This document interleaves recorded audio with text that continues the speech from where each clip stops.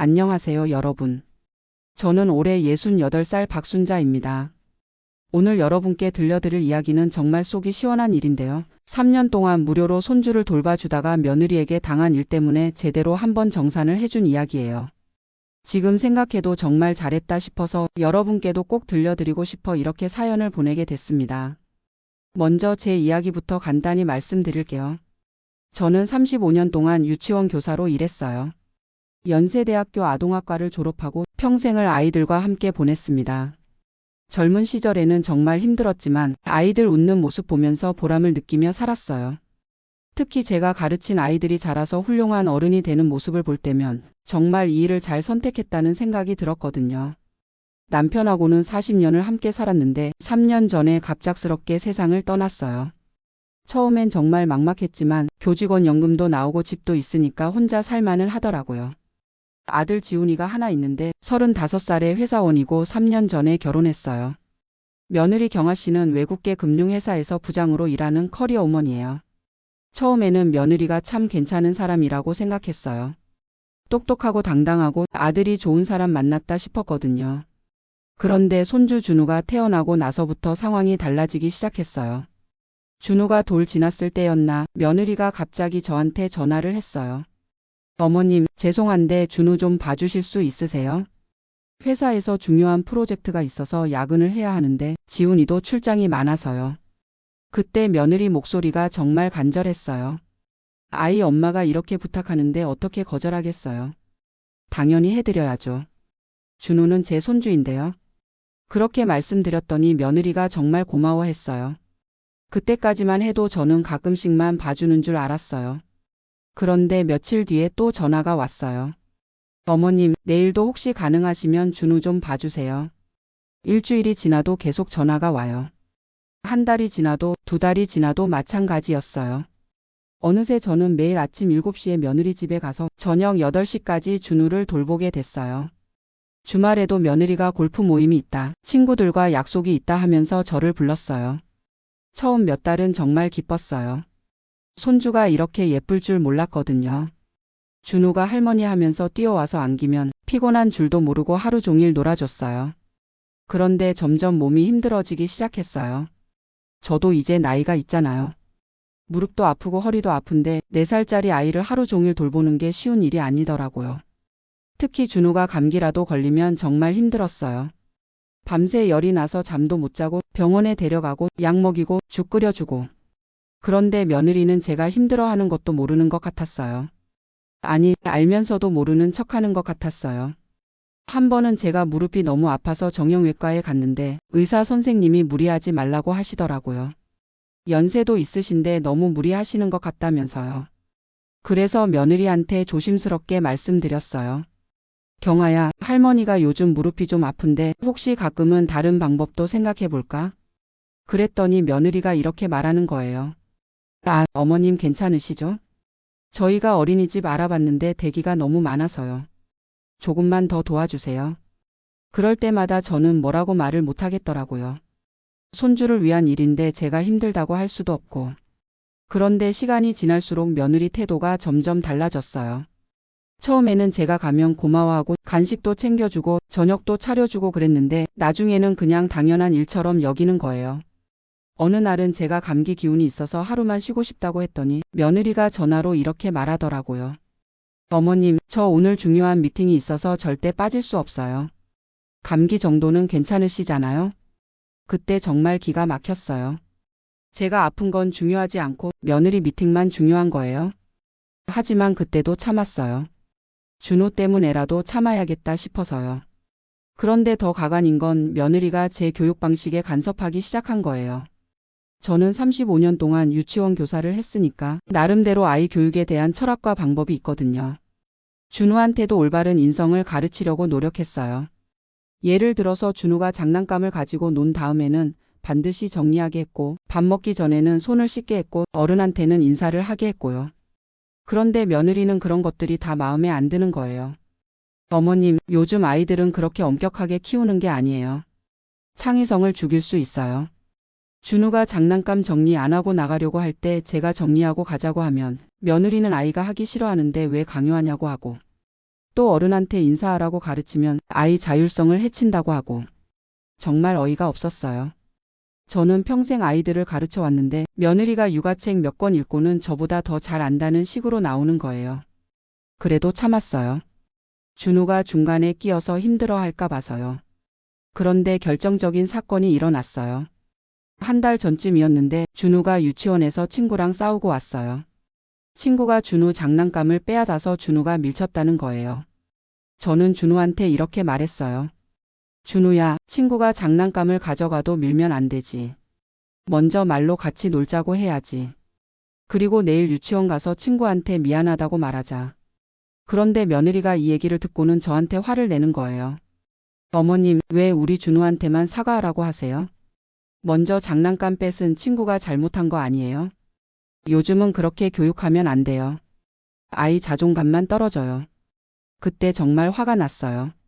35년 동안 수많은 아이들을 키워본 제가 아이 하나 키워본 며느리한테 교육받고 있는 거예요.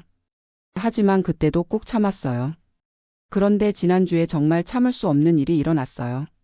며느리가 갑자기 저한테 전화를 해서 이렇게 말하는 거예요. 어머님, 앞으로 준우는 저희가 직접 키우기로 했어요. 그동안 정말 고생 많으셨는데 이제 좀 쉬세요. 저는 처음에 무슨 말인지 이해가 안 됐어요. 무슨 소리야? 갑자기 왜 그래? 그랬더니 며느리가 이렇게 말하더라고요. 솔직히 말씀드리면 어머님 교육 방식이 요즘 시대에 맞지 않는 것 같아요. 준우가 너무 소극적으로 변하고 있어서요. 앞으로는 저희가 직접 키우거나 전문 베이비시터를 구할 예정이에요. 그 순간 정말 머리가 띵했어요. 3년 동안 제가 뭘 한 거죠? 매일 아침 7시에 일어나서 며느리 집에 가고 밤 8시까지 준우 돌보고 아플 때는 병원 데려가고 밥 해주고 목욕시키고 책 읽어주고 주말에도 쉬지 못하고 제 약속도 다 취소하고 건강도 상하면서 3년을 그렇게 살았는데 이제 와서 제 교육 방식이 마음에 안 든다고 저를 내쫓는 거예요. 며느리 말을 듣고 나서 잠시 말이 안 나왔어요. 그런데 더 가관인 건 며느리가 덧붙인 말이었어요. 물론 지금까지 도와주신 건 정말 감사해요. 하지만 이제 준우도 컸으니까 전문적인 교육이 필요할 것 같아서요. 전문적인 교육이 필요하다고요? 35년 동안 유치원 교사를 한 제가 전문적이지 않다는 거예요. 저는 그 자리에서 아무 말도 하지 않고 전화를 끊었어요. 집에 와서 혼자 생각해 봤는데 정말 화가 나더라고요. 그동안 며느리가 저를 어떻게 생각했는지 이제야 알겠더라고요. 그냥 공짜 베이비시터. 필요할 때는 불러다 쓰고 필요 없으면 내쫓는 그런 존재. 그동안 제가 얼마나 바보같이 살았는지 깨달았어요. 그날 밤에 잠을 못 자고 생각을 많이 했어요. 이대로 당하고만 있을 건지 아니면 제대로 한번 정산을 해볼 건지. 그리고 결심했어요. 며느리가 저를 그렇게 생각한다면 저도 비즈니스로 계산해 보자고. 다음 날부터 저는 지난 3년 동안 제가 한 일들을 꼼꼼히 계산해 봤어요. 먼저 시간을 계산해 봤어요. 하루 13시간씩 주 7일 3년이면 총 14,235시간이에요. 그 다음에 베이비시터 시급을 조사해 봤어요. 서울에서 경험 있는 베이비시터 시급이 시간당 15,000원에서 20,000원이더라고요. 저는 35년 경력의 전직 유치원 교사니까 최고급으로 계산해서 시간당 20,000원으로 했어요. 14,235시간 곱하기 20,000원 하면 2억 8,470만 원이에요. 거기에 추가 서비스도 계산했어요. 아이 아플 때 병원 데려간 것, 응급 상황에 24시간 대기한 것, 주말 특근, 명절 근무. 이런 것들 다 합치면 한 5천만 원 정도 더 나와요. 총 3억 3,470만 원. 한국 돈으로 3억 3천만 원 정도 되는 거예요. 그런데 저는 너무 과하게 청구하고 싶지는 않았어요. 그래서 절반인 1억 5천만 원만 청구하기로 했어요. 달러로 환산하면 대략 15만 달러 정도 되죠. 그리고 며느리한테 이메일로 정식 청구서를 보냈어요. 제목은 이렇게 썼어요. 손주 박준우 육아 서비스 정산서. 내용은 정말 정성스럽게 썼어요. 베이비시팅 서비스 제공기간 2021년 3월부터 2024년 2월까지 총 36개월. 1일 서비스 시간 오전 7시부터 오후 8시까지 13시간. 주간 서비스 일수주 7일 주말 포함. 총 서비스 제공시간 14,235시간. 시간당 서비스 단가 2만 원 경력 35년 전문 육아 교사 기준. 기본 서비스 요금 2억 8,470만 원. 추가 서비스 내역. 응급의료 서비스 병원 동행 18회 180만 원. 24시간 응급 대기 서비스 1095일 3285만 원. 주말 및 공휴일 특근 수당 1535만 원. 총 청구 금액 3억 3470만 원. 할인 금액 1억 8470만 원. 가족 할인 55%. 최종 청구 금액 1억 5천만 원. 납부 기한 이메일 수신일로부터 30일 이내. 그리고 마지막에 이렇게 적었어요. 그동안 무료로 서비스를 제공해 드린 것은 손주에 대한 사랑과 가족에 대한 배려였습니다.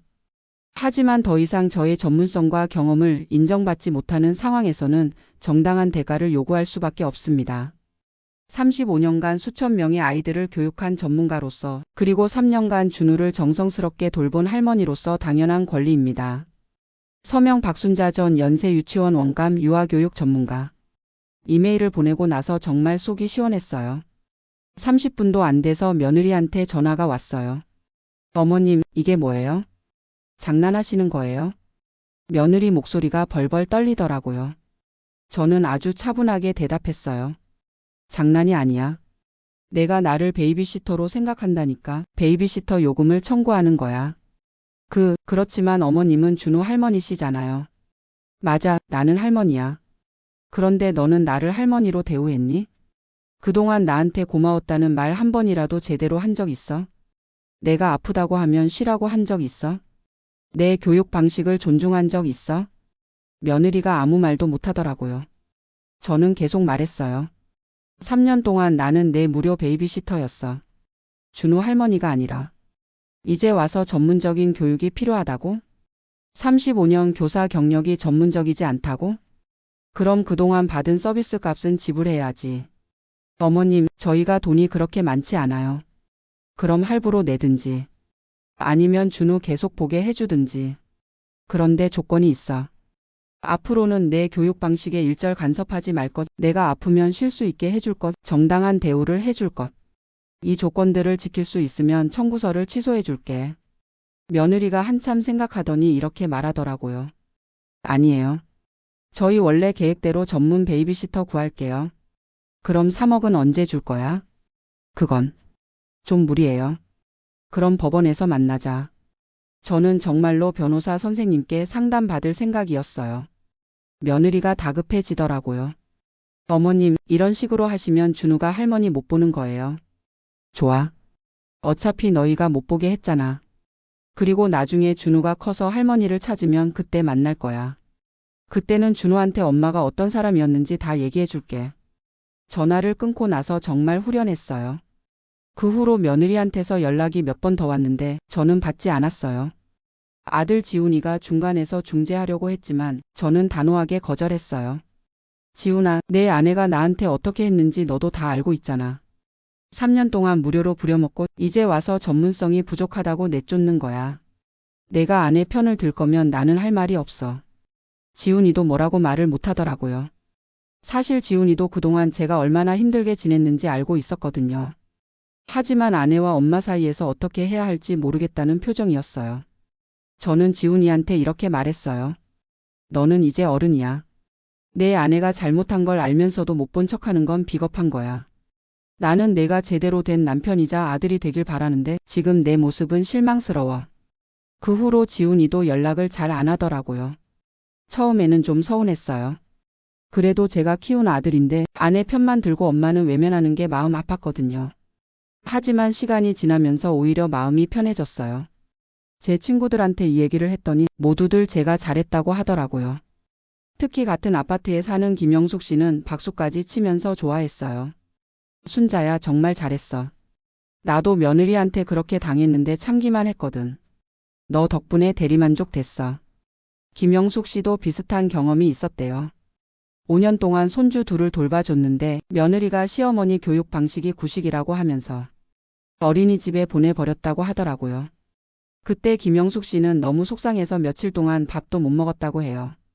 우리 같은 나이 되면 다들 비슷한 경험이 있는 것 같아요.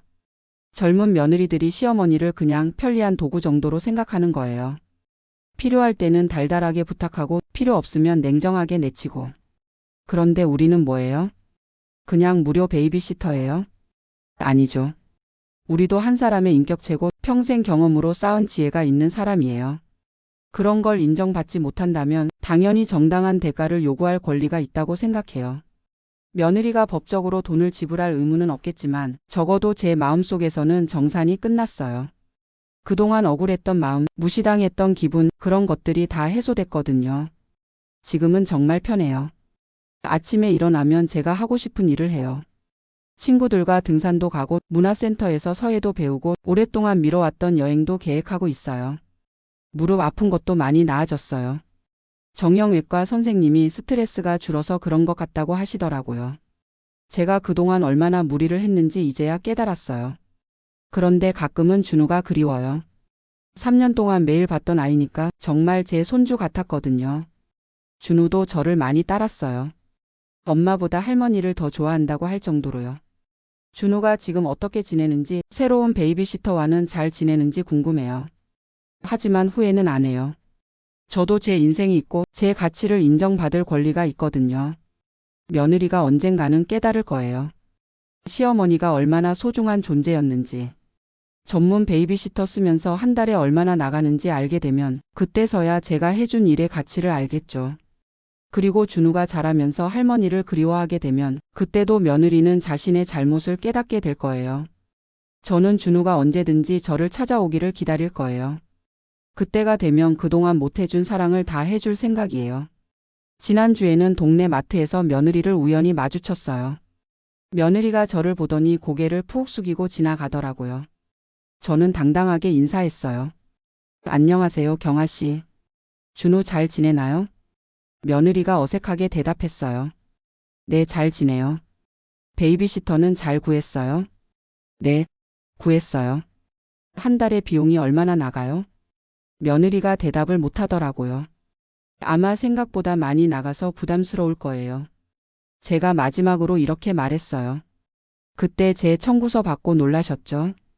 그게 바로 제가 해드린 일의 가치였어요. 이제라도 알아주셔서 다행이에요. 며느리가 뭐라고 말하려다가 그냥 가버리더라고요. 집에 와서 생각해보니 정말 속이 시원했어요. 여러분도 혹시 비슷한 상황에 계시다면 참기만 하지 마세요. 우리도 존중받을 권리가 있어요. 나이가 많다고 해서 무시당해야 하는 건 아니거든요. 특히 우리 세대는 평생을 참고 양보하며 살았잖아요. 자식들 위해서, 가정 위해서. 하지만 이제는 우리 자신을 위해서도 살아야 해요. 당당하게 우리의 가치를 주장해야 하고요. 며느리들이 우리를 함부로 대한다면 그에 상응하는 대가를 치르게 해야 해요. 그래야 그들도 시어머니의 소중함을 알게 되거든요. 저는 이제 정말 자유로워요. 아무도 저를 이용하지 못해요. 제가 하고 싶은 일을 하면서 살고 있거든요. 다음 달에는 친구들과 제주도 여행도 갈 예정이에요. 그동안 준우 때문에 못 갔던 여행을 이제서야 가게 됐어요. 그리고 새로운 취미도 시작했어요. 동네 문화센터에서 요가를 배우고 있는데 정말 재미있어요. 몸도 건강해지고 마음도 편해지고. 며느리한테 시달릴 때는 이런 걸 할 엄두도 못 냈거든요. 요즘 가끔 생각해요. 만약 그때 제가 계속 참았다면 어떻게 됐을까? 아마 지금도 매일 며느리 집에 가서 준우 돌보고 며느리 눈치 보면서 살았을 거예요. 제 건강은 더 나빠졌을 테고 스트레스도 더 심해졌을 거고. 그런데 결국 언젠가는 며느리가 저를 내쫓았을 거예요. 준우가 더 크면 할머니가 필요 없어질 테니까요. 그럼 그때는 정말 아무것도 남는 게 없었을 거예요.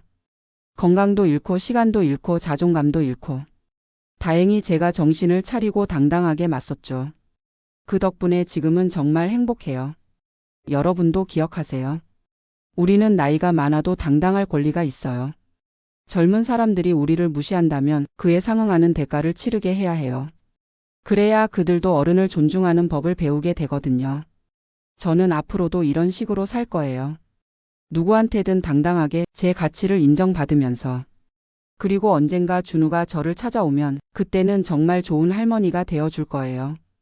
며느리가 어떤 사람이었는지는 말하지 않고 그냥 준우를 사랑으로 감싸줄 거예요. 아이에게는 죄가 없으니까요. 마지막으로 며느리들한테 하고 싶은 말이 있어요. 시어머니를 함부로 대하지 마세요.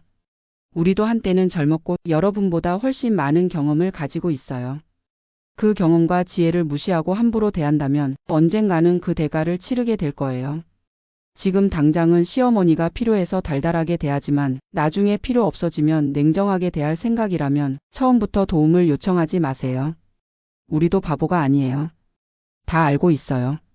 그리고 아드님들한테도 하고 싶은 말이 있어요. 아내와 어머니 사이에서 중재를 잘하세요.